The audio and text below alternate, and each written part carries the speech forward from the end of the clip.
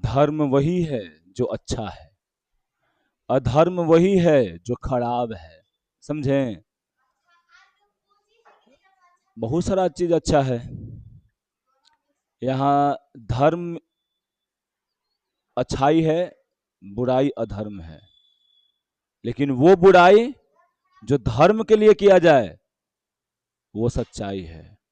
धर्म यहाँ पे वो धर्म की हम बात नहीं कर रहे हैं। क्या उसको बोलते हैं, हिंदू धर्म, मुस्लिम धर्म, इस सब की बात नहीं कर रहे हैं। हम कर्तव्यों की बात कर रहे हैं। कर्तव्य ही सबसे बड़ा धर्म है। हम कृष्ण जी नहीं हैं। समझे? चलिए इधर देखिए। हाँ, बात सही है, बात सही है। जब आप अच्छा करेंगे, आप अच्छा करेंगे तो आपको फल भी अच्छा मिलेगा। आप अगर आम का पेड़ लगाएंगे तो आपको आम का ही फल मिलेगा। अगर आप कांटे का वृक्ष अगर रोपते हैं तो आपको कांटा ही मिलेगा। समझे?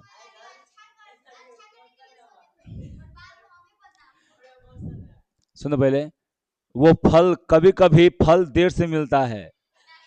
समझे? सुनो पहले, कभी कभी फल जो है ना देर से मिलता है लेकिन दुरुस्त मिलता है। आपको भी फल देर से मिला, मिला कि नहीं मिला? भले लास्ट में मिला लेकिन मिला ना। तो अच्छा का अच्छाई वाला फल जो है, सुन बोले, सुनो, अच्छाई वाला फल जो है वो लेट से मिलता है और बुराई वाला फल बहुत जल्द मिल जाता है। समझे?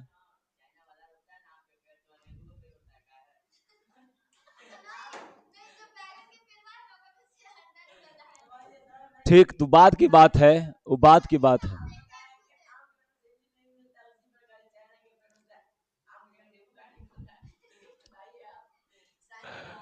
वो सबके भाई अलग है, कोई हिस्ट्री है।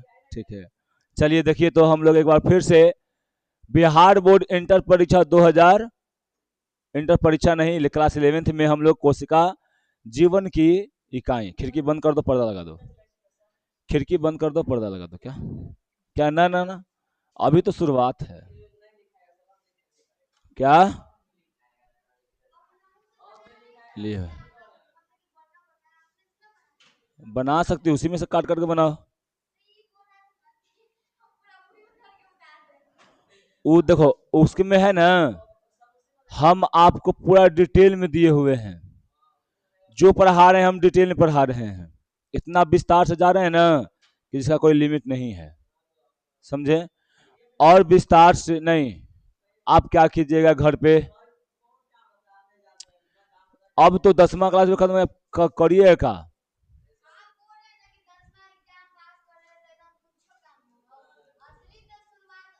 तो ये तो बात सही है कि अबे हुआ है, तो जाओ दौड़ो, तो कौन दिक्कत है? रात के क्या करेगा?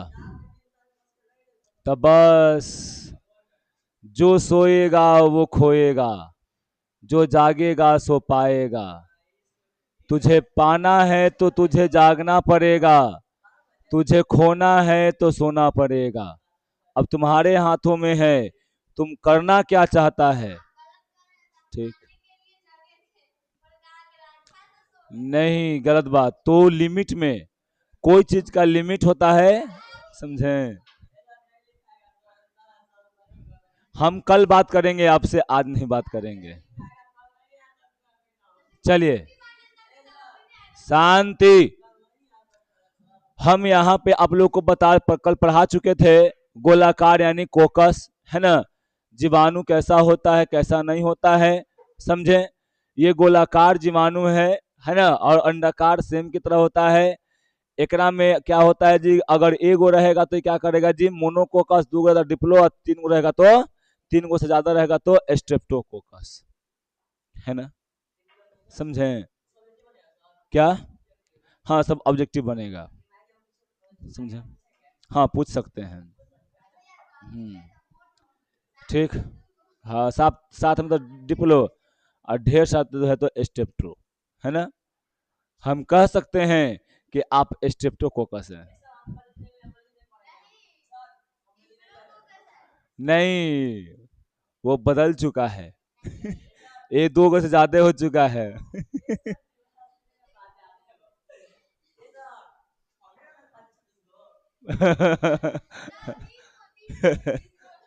ठीक, देखो इधर, शांत रहो, शांति, शांति। अरे 30 को फोटो हम खिंचा के पर रखे हुए हैं। ठीक।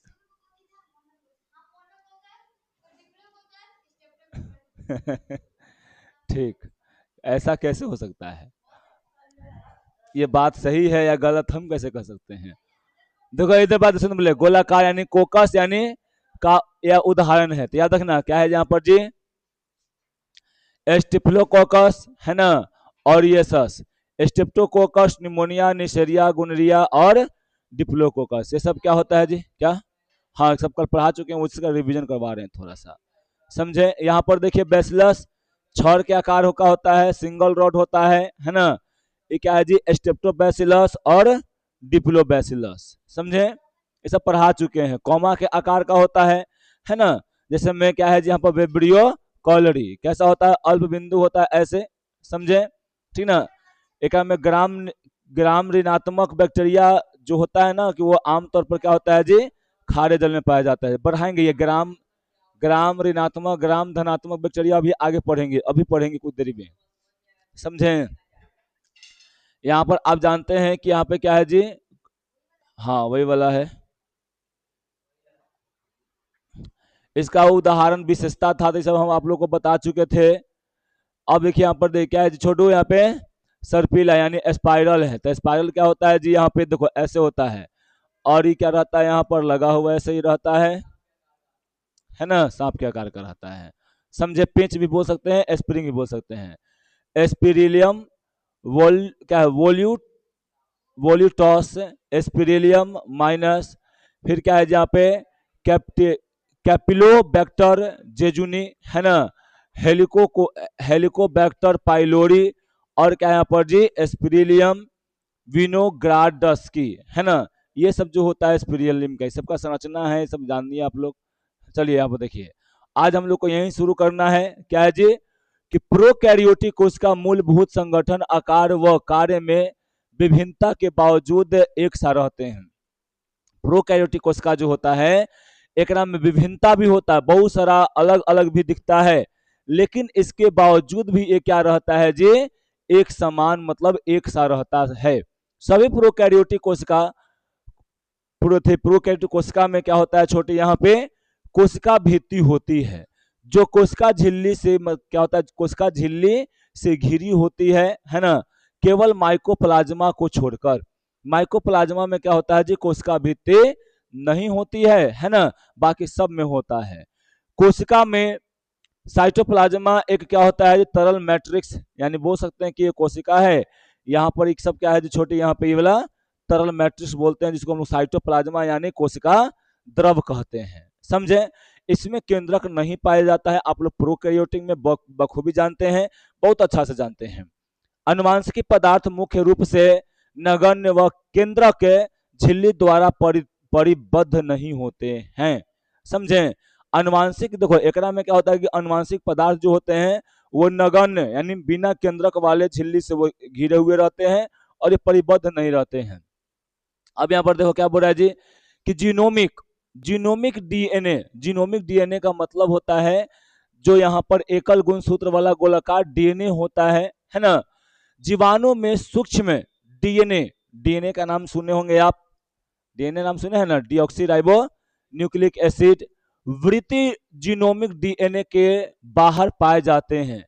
इन डीएनए वृत्तों को प्लाज्मिड कहते हैं। जैसे में देखो यहाँ पर ये है, यहाँ पर ऐसे ऐसे बहुत सारा रहता है, बहुत सारा ऐसे ऐसे रहता है, समझे ना। इसको क्या बोलते हैं हम लोग जी, जीनोमिक डीएनए। क्या बोलते हैं इसको, जीनोमिक डीएनए, या ये बोल सकते हैं कि वंशागति वाला जो डीएनए है उसको, है ना।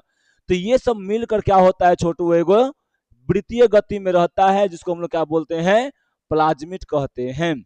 ये प्लाज्मिड डीएनए जीवाणु में विशिष्ट समलक्षणों को बताते हैं। ये जो होते हैं प्लाज्मिड जो होते हैं, एकरा में बहुत सारा गुण जो होता है एक ही जैसा होता है, समलक्षण होता है, उसको ये बताने का काम करता है। उसमें से एक प्रति प्रति जीवी के प्रतिरोध होते हैं, है ना। प्लाज्मिड जीवाणु कोशिकाओं में पाए जाने वाले एक छोटे वलयकार, है ना, याद रखना प्लाज्मिड कोशिका में क्या है, जीवाणु कोशिकाओं में पाए जाने वाला कैसा है जी, छोटा वलयकार, है ना, दोहरे रज्जु, है ना, यानी दोहरे स्ट्रैंड के डीएनए अणु होते हैं जो मुख्यतः है गुणसूत्री डीएनए से स्वतंत्र होकर खुद की प्रतिकृति कर सकते हैं। प्रतिकृति मतलब खुद को क्या करता है, रिप्लिकेट मतलब अलग कर सकते हैं। ये डीएनए जो है ये रिप्लिकेट करेगा, ये बंटेगा और बंट कर क्या करता है जी, एक अलग डीएनए का भी निर्माण कर सकता है। समझे, ये जीवाणु में विशेष फिनोटाइप यानी समलक्षण होते हैं, जैसे कि प्रतिजैवी प्रतिरोध एंटीबायोटिक रेजिस्टेंस, जो उन्हें एंटीबायोटिक दवा के प्रति प्रतिरोध बनाते हैं। ये जो होते हैं ना एंटीबायोटिक दवा के प्रति क्या करते हैं जी, प्रतिरोधकता का भी ये काम करने का काम करते हैं। कौन, ये प्लाज्मिड वाला डीएनए। ठीक, अब उसके बाद देखो, जैसे बोल रहा है कि उच्च मतलब क्या, जो बड़े बड़े देखो बोला कि आप उच्च कक्षा में पढ़ेंगे कि प्लाज्मिड डीएनए वृत्ति जीवाणु का बाहरी डीएनए के साथ रूपांतरण के प्रवर्धन हेतु उपयोगी हैं। याद रखिएगा, आप जो है करा जो है ना प्लाज्मिड डीएनए के बारे में आप जो है क्लास 12th में पढ़ेंगे। क्लास 12th में होता है बायोकेमिस्ट्री, है ना, तो वहां पे आप बायोटेक्नोलॉजी कुछ रहता है, चैप्टर है आगे, 6वां-8वां चैप्टर लगभग है, तो वहां पे पढ़िएगा इसके बारे में डिटेल से, कैसे बंटता है, कैसे क्या रिप्लिकेशन करता है, समझे, तो वहां पे इसको पढ़िएगा आप हायर क्लास में। ठीक है, देखो उसके बाद क्या है जी, यहाँ पे केंद्रक झिल्ली यूकैरियोटिक में पाई जाती है। आप जानते हैं कि केंद्रक का झिल्ली कहाँ पाया जाता है जी, यूकैरियोटिक में। यूकैरियोटिक मतलब क्या, जगह में केंद्रक होता है, जगह में केंद्रक रहेगा तब ना केंद्रक झिल्ली पाया जाएगा, कि बिना केंद्रक वाला वो केंद्रक झिल्ली पाया जाएगा, बताओ, नहीं ना। तो राइबोसोम के अलावा प्रोकैरियोटिक में यूकैरियोटिक अंगक नहीं होते हैं। याद रखना, राइबोसोम प्रोकैरियोटिक में होता है, लेकिन यूकैरियोटिक में जो जो होता है अंगक ना कोशिकांग होता है, वो प्रोकैरियोटिक में नहीं होता है। क्योंकि मान लो कि जो जो एक में रहता यूकैरियोटिक में रहता, अब वही रहता येहो वाला में रहता, दोनों में अंतर क्या रहता जी, कुछ तो डिफरेंस होना चाहिए ना। तो सोनुआ है ना, एगो तो भाई है टोनुआ, तो दोनों में तो कुछ अंतर है ना, समझा। वो थोड़ा सा आउ नाटा है, थोड़ा सा हल्का लंबा है, वो गोर है तो करिया है। ठीक, तो दोनों में कुछ ना कुछ तो अंतर होगा, रहना भी चाहिए। ठीक, तो यही बात यहाँ पर है कि प्रोकैरियोटिक है यूकैरियोटिक। तो याद रखना, खाली एगो राइबोसोम ही जो है ना वो प्रोकैरियोटिक में होता है, बाकी नहीं होता है। बोल रहे हैं राइबोसोम प्रोकैरियोटिक वाला में होता है और यूकैरियोटिक में भी होता है, लेकिन इसके अलावा जो है बहुत सारा अंग जो होता है यूकैरियोटिक में रहता है, लेकिन प्रोकैरियोटिक में नहीं रहता है। हाँ, दोनों में रहता है। ठीक, प्रोकैरियोटिक में कुछ विशेष प्रकार के अंतर्विष्टीय मिलते हैं। प्रोकैरियोटिक की यह है विशेषता कि उनमें कोशिका झिल्ली एक विशिष्ट विभेदी आकार से में मिलती है, जिसे हम लोग क्या बोलते हैं जी, यहाँ पर मिसोसोम कहते हैं।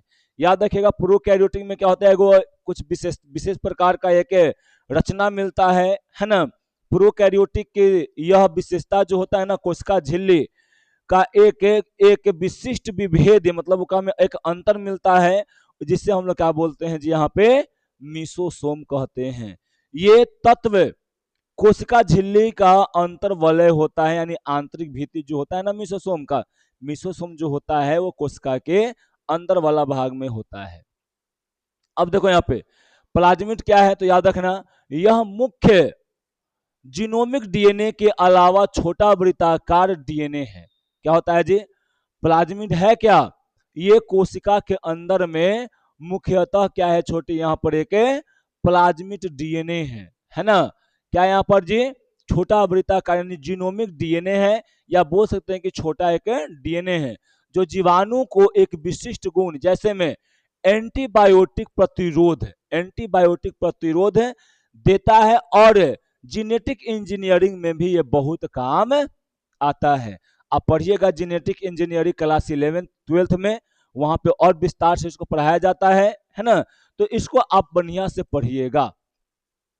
अंगकों का अभाव, तो याद रखिएगा प्रोकैरियोटिक में यूकैरियोटिक की तरह झिल्ली से घिरी अंगक जैसे में माइटोकॉन्ड्रिया गोल्जी काय नहीं होते हैं, है ना।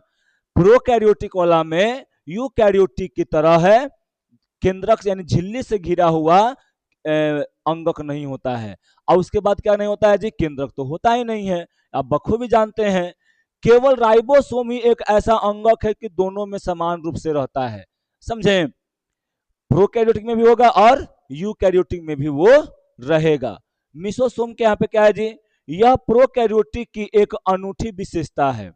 याद रखिएगा मिसोसोम क्या है जी, यहाँ पर प्रोकैरियोटिक कोशिका की एक अलग व्यवस्था है, एक विशेष व्यवस्था है। यह कोशिका झिल्ली के अंदर की ओर मुड़ी यानी मुड़ने से बनती है। क्या कैसा बनता है जी, कोशिका झिल्ली जो होता है अंदर से हल्का सा मुड़ जाता है, समझे। जैसे ही अंदर से, जैसे में देखो यहाँ पर ये हो गया, एक ऊपर से क्या हो गया कोशिका भित्ति। अब एकरे अंदर में जो कोशिका झिल्ली है ना, ये क्या कर जाएगा, हल्का मुड़ जाएगा। तो हल्का मुड़ जाएगा तो ये क्या बन जाता है जी, यहाँ पे मिसोसोम का निर्माण कर देता है ना। श्वसन व डीएनए प्राकृतिक जैसे कार्यों में मदद करता है। किसमें करता है जी, बैक्टीरिया भी श्वसन क्रिया करता है तो उसमें भी मदद करता है, और डीएनए प्राकृतिक जैसे में डीएनए का रिप्लिकेशन, डीएनए को बांटने में भी ये काम करता है, समझे। कोई दिक्कत यहाँ पर नहीं होना चाहिए। अब देखो क्या है अगला कि कोशिका आवरण और इसके रूपांतरण। कोशिका में आवरण कैसा होता है और इसका रूपांतरण क्या होता है, इसको हम अभी यहाँ पे जानेंगे। देखो अधिकांश प्रोकैरियोटिक कोशिकाओं विशेषकर जीवाणु कोशिकाओं में एक जटिल रासायनिक आवरण मिलता है ना। अधिकांश कर किसमें जी, प्रोकैरियोटिक वाला में। प्रोकैरियोटिक मतलब क्या, जिसमें केंद्रक नहीं होता है, उसमें एक प्रकार का क्या होता है जी, जटिल संरचना पाया जाता है। विशेष करके केकड़ा में, जीवाणु वाला कोशिका में यानी बैक्टीरियल सेल में, है ना। जो क्या होता है रासायनिक कोशिका, मतलब रासायनिक के कोशिका आवरण मिलता है। इसमें कोशिका आवरण दृढ़ता पूर्वक बंध कर 3 स्तर संरचना बनाते हैं। कितने जी, एकरा में ये बंटता है, बंट कर क्या करता है जी, ये आवरण दृढ़ता पूर्वक पहले क्या करता है, बंध जाता है। क्या करता है, ये बंध जाएगा। दृढ़ता पूर्वक मतलब क्या जी, कस के एकदम बरियार से बंध जाएगा। और उसके बाद कितने स्तर का निर्माण करेगा, 3 गो स्तर के निर्माण करेगा। कितने स्तर का निर्माण करेगा जी, 3 गो स्तर का। जैसे में बाहरी परत क्या होता है जी, ग्लाइकोकेलिक्स, है ना, जिसके पश्चात क्रमशः कोशिका भित्ति और जीवाणु क्या होता है, जीव द्रव झिल्ली होती है। देखो कौन कौन, पहल का ई हो गया, दूसर का क्या होगा जी, कोशिका भित्ति, तीसर का क्या हो गया जी, यहाँ पर जीव द्रव झिल्ली। यद्यपि आवरण के प्रत्येक परत का कार्य भिन्न, लेकिन सबका कार्य का काम जो होता है सब क्या होता है जी, अलग अलग होता है। यह तीनों मिलकर क्या करता है ना, कि एक सुरक्षा इकाई बनाते हैं। क्या करते हैं जी, सुरक्षा इकाई बनाते हैं, जिससे बैक्टीरिया जो होता है वो सुरक्षित रह जाता है किसी भी कंडीशन में। याद रखिएगा सबसे बाहरी परत कौन होता है जी, ग्लाइकोकैलिक्स होता है। प्रोकैरियोटिक में मान लो कि यहां पर ये ऐसे है ना, तो सबसे बाहरी जो होता है वो कौन है जी, यहाँ पे ग्लाइकोकैलिक्स होगा। जो बीच वाला है वो क्या हो जाएगा, कोशिका भित्ति। और जो सबसे नीचे रहेगा वो क्या हो जाएगा जी, यहाँ पे जीव द्रव हो जाता है, समझे। तो ऐसे करके एक बहुत ही बेहतरीन और सुरक्षात्मक आवरण का निर्माण करता है, और निर्माण करके ये क्या करता है, जिसको प्रोटेक्ट करने का काम करता है, समझे। अब देखो ग्लाइकोलाइसिस क्या होता है, तो याद रखिएगा सबसे बाहरी परत जो सुरक्षा प्रदान करती है और बैक्टीरिया को सतह से चिपकने में मदद करती है। मान लो ग्लाइकोलाइसिस क्या है, सबसे बाहरी आवरण है। पहला बात क्या करेगा, ये सुरक्षा प्रदान करेगा। मतलब क्या, कैसा सुरक्षा प्रदान करेगा, कैसा सुरक्षा प्रदान करेगा, मतलब वो दुनिया जो भी बाहरी जो क्षेत्र है या कोई प्रतिजैवी आ जाता है, एंटीबायोटिक आ जाता है, उससे उसे बचाने का काम करता है, समझा। फिर उसके बाद क्या करता है जी ये, और ये सतह से चिपकने का, मान लो तुम्हारे शरीर पे जाएगा, तुम्हारे शरीर पे कैसे चिपक के आगे में बढ़ सकता है, तो ग्लाइकोलाइसिस के द्वारा, ग्लाइकोलाइसिस ना, ग्लाइकोकैलिक्स, समझे। मान लो ये बैक्टीरिया है ना, ये तुम्हारे शरीर पे जाएगा, तो इसका कौन सा परत जो है तुम्हारे शरीर से चिपक जाएगा, तो ग्लाइकोकैलिक्स, बाहरी वाला। ये चिपक कर क्या कर जाएगा, तुम आगे में वो विस्तार कर देगा, बढ़ने लगेगा, समझे। और इसको कोई मार भी नहीं सकता, पानी से धोए खाली गिर जाएगा, या हो सकता है कि पानी से वो इतना चिपक जाए ना कि पानी से निकलेगा भी नहीं, हो सकता तुम साबुन से धो दो तो मरेगा नहीं, वो खाली गिर जाएगा, अलग हो जाएगा, समझा। लेकिन ये क्या करता है, ये वाला प्रोटेक्ट करता है इसको, बहुत सारे एंटीबायोटिक से क्या करता है वाला, ग्लाइकोकैलिक्स जो होता है इसको, बैक्टीरिया को प्रोटेक्ट करता है, यानी सुरक्षा प्रदान करता है। जिससे क्या होता है ना कि यहाँ पर जो होता है ये ग्लाइकोलाइसिस वो सुरक्षा प्रदान करेगा, तो इसको न मरने का डर रहेगा, बहुत सारा क्या रहेगा जी, कोई इसको डर नहीं रहेगा और आगे अपना ग्रो करते रहेगा, ठीक है। कोशिका भित्ति होता है मध्य परत, जो कोशिकाओं के विशिष्ट आकार देती है, याद रखना। कोशिका भित्ति क्या करता है, कोशिका का आकार देने का, शेप देने का काम करता है और फटने से बचाता है। कोशिका में कभी कभी होता है कि कोशिका फट जाता है, बहुत सारे एनिमल सेल होता है फट जाता है, क्योंकि उसमें कोशिका भित्ति होता नहीं है। उसी के आधार पर क्या होता है जी, यहाँ पे कोशिका भित्ति तो एक बैक्टीरिया वाला में रहता है, तो ये पहले वो शेप देता है। ये रहता है कैसा है जी, कठोर रहता है, कैसा रहता है, कठोर। जब कठोर रहता है ये वाला, तब ये क्या करता है ना कि फटने से रोक देता है, समझे, और शेप भी देता है ये, ठीक। फिर उसके बाद है अगला तीसरा जो लेयर है, सबसे अंतिम वाला, ये क्या है जी, आंतरिक परत है, जो क्या बोल रहा है जी, अर्ध पारगम्य यानी सेलेक्टिव परमिएबल होती है ना, और पदार्थों को क्या करता है, परिवहन को नियंत्रण करती है, समझे। ये क्या करता है जी, पदार्थों जो होते हैं उसका नियंत्रण करता है, किसको अंदर जाना है, किसको अंदर नहीं जाना है, तो ये आने और जाने वाले को रुकता है, किसको जाने दें किसको नहीं जाने दें, किसको रोक दें, है ना, ये सबको ये रोकने काम करता है, करने का। अब देखिए यहाँ पे, अब आप यहाँ जानिएगा, अभी यहाँ पे आप नाम सुने होंगे, ग्राम धनात्मक, ग्राम ऋणात्मक बैक्टीरिया, है ना। बैक्टीरिया यहाँ पर एथी के आधार पर दो गो होता है, अगर इसको हम अवलोकन करते हैं तो इसमें दो गो, ग्राम धनात्मक, जब इसको अभिरंजित करते हैं ना तो इस आधार पर दो गो होता है, ग्राम धनात्मक, धनात्मक। एगो क्या होता है जी, ग्राम ऋणात्मक, समझे, ये दो गो होता है। और दोनों को पहचानने के लिए एगो होता है यहाँ पर क्या जी, ग्राम अभिरंजन। क्या होता है जी, ग्राम अभिरंजन या ग्राम स्टेनिंग। सूक्ष्म जीव विज्ञान में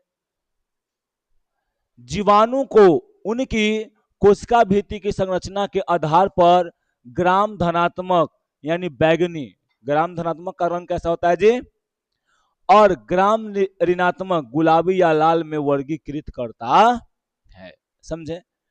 ये अभिरंजन क्या है जी, यहाँ पे एक प्रयोग है, एक प्रक्रिया बोल सकते हैं, एक प्रोसेस बोल सकते हैं, जिसके द्वारा कोशिका, कोई बैक्टीरिया यहाँ पर है, इस बैक्टीरिया कोशिका भित्ति पर हम लोग इसको डालेंगे, है ना। और जैसे ही इसको डालते हैं तो क्या करता है जी, ये अगर बैगनी कलर आ जाता है तो हम लोग क्या समझते हैं कि ग्राम धनात्मक है, और जब यहाँ पर ऋणात्मक आता है यानी गुलाबी आता है तो हम लोग क्या समझते हैं जी कि ग्राम ऋणात्मक है, समझे। कौन किए थे, 1884 में हंस क्रिश्चियन ग्राम द्वारा विकसित इस विधि में क्रिस्टल, क्या यहाँ पर जी, क्रिस्टल वायलेट, आयोडीन, अल्कोहल, है ना, ये सब यानी सैफरे क्या जी, सेफ्रिनिन रंजकों का उपयोग करके हम लोग यहाँ पर ग्राम अभिरंजन करवा सकते हैं। और ग्राम अभिरंजन के द्वारा बैक्टीरिया पर जैसे ही ये सबको हम लोग डालेंगे तब क्या हो जाता है, उसका बैगनी रंग अगर हो जाता है तो हम समझते हैं कि वो ग्राम धनात्मक हो जाएगा। अगर उसका गुलाबी रंग हो जाता है तब हम लोग समझते हैं क्या है जी कि यहाँ पर ग्राम ऋणात्मक हो जाता है। समझे? ये आप लोग बखूबी जानते हैं, जानते कि नहीं जानते हैं बताओ? अब बोलो, इसके बाद पढ़ेगा कल की अभी पढ़ेगा? रहने दे। हाँ जी।